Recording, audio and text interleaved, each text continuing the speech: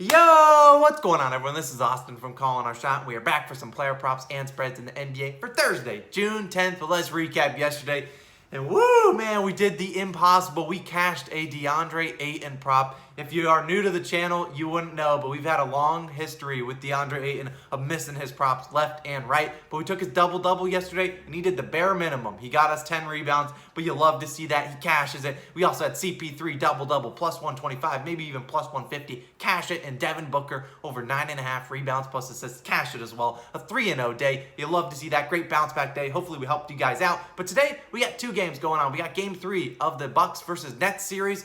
And then we got Game 2 of the Jazz versus Clippers series. If you're new to the channel, smash that subscribe button. We're over 6,100 subscribers. Continuing to grow day by day. Smash that subscribe button. Join the COS Army. And feel free to join our Discord too if you want. The link is in the description. Over 1,800 members.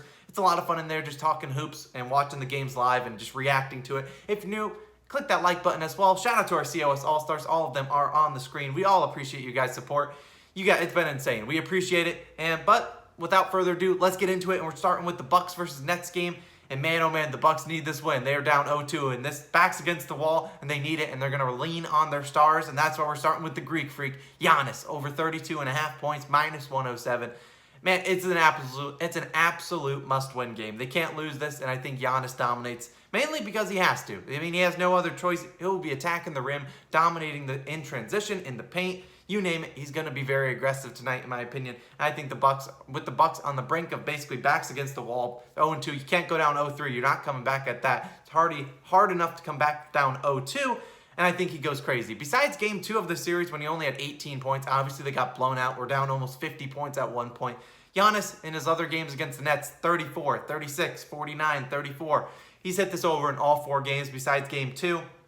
I think he makes it 5 of 6 today. The Nets have struggled, obviously, with interior defense all season, and I don't think today will be no different. Giannis should see his minutes increase, maybe even get up to 40 minutes, which is rare for him to do. But tonight, we're getting Greek freaky, and we're locking it in Giannis over 32.5 points. Moving on to his teammate, and his teammate has stunk. Chris Middleton, over 33.5 PRAs, minus 103. And I'm going to cut to the chase. Chris Middleton, where are you at, my friend? You have absolutely been terrible. You've shot 13 for 43, 30% from the field. I could probably pick someone up from YMCA that can shoot better than that, but I think today he bounces back, and that's why I'm taking his PRA line, because I always like his rebounds and assists. He gets more than he normally gets credit for on the books, and I think he bounces back with the points performance. I mean, he hasn't hit this, obviously, in Game 1 or 2. There's nowhere around that. You're not going to hit it with 13 of 43 shooting, but he's going to need 20 points at least tonight, and I think he gets that, although his point total is 22.5 if you're going to take his points regardless. But he's seen 23 and 20 shot attempts in both games, and I say he starts to knock them down. If you look at his 2 games at home this season against the Brooklyn Nets, May 2nd and May 4th, he had 26 points, 11 rebounds, 6 assists on 10 of 20 shooting. You'll love to see that. May 4th, 23 points, 7 rebounds, 4 assists on 9 of 18 shooting, cashing in both of these games. And I think he makes that 3 straight at home.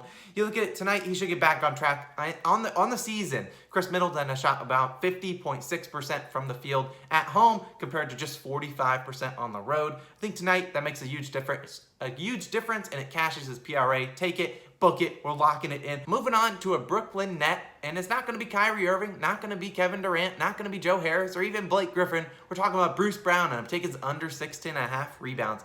Minus 110. You look at it, could he hit this with ease? Yeah, he's had double-digit rebounds in several games this season, but Bruce has yet to hit this in a game against the Bucks this season. He's finished on 6 rebounds twice, then he had 4 and 5 in the other game, and then 1 rebound in one game that he didn't play a lot of minutes in. He's going to need about 25-ish minutes tonight to hit this.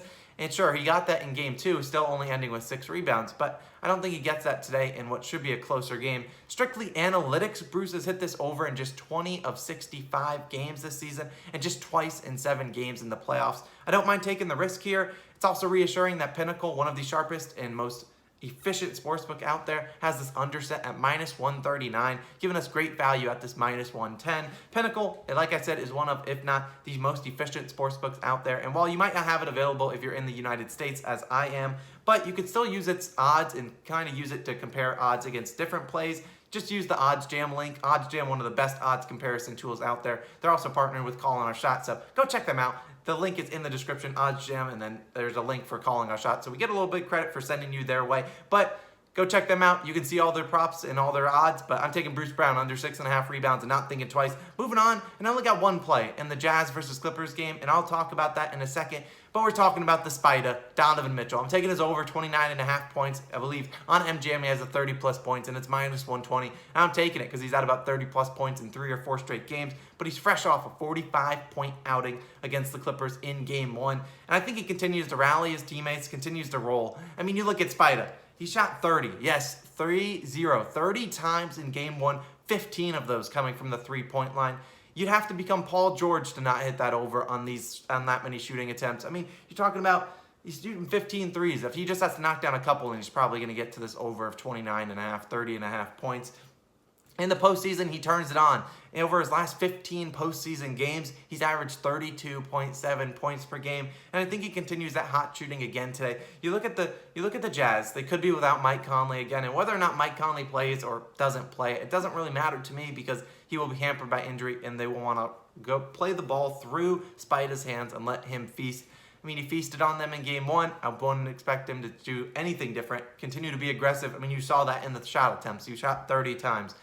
What more do you want from the man? If he can get up to that 25 shot attempts like I think he's fully capable of doing, he's going to get it done. And we had his over in Game 1. We're going to have his over in Game 2, and we'll see how the rest of the series goes. But we're taking Donovan Mitchell over 29.5 points and not thinking twice. A couple other plays I did consider. Royce O'Neal, you can take his over in rebounds. If you get it at 6.5, like that much better than 7.5. Or his PRA line, but I'm not going to touch Royce O'Neal. I know the moment I touch him, I've trashed him on the channel before. The moment I touch him, he's going to go brutally south, just like Aaron Gordon was yesterday. I considered his PRA line. I said, no, moment I touch it, no chance. And of course, he had like 6 points and 1 rebound. Great work, my friend. And I considered Kawhi Leonard under in rebounds and assists, something you might want to consider, 12.5. He's hardly ever hit that against this Jazz team. Only once, I believe, in January. He had like 16 rebounds and 9 assists, but that's way out of the norm for what he normally does, especially in this postseason. Only hit it in about 3 of the 8 games that he has played.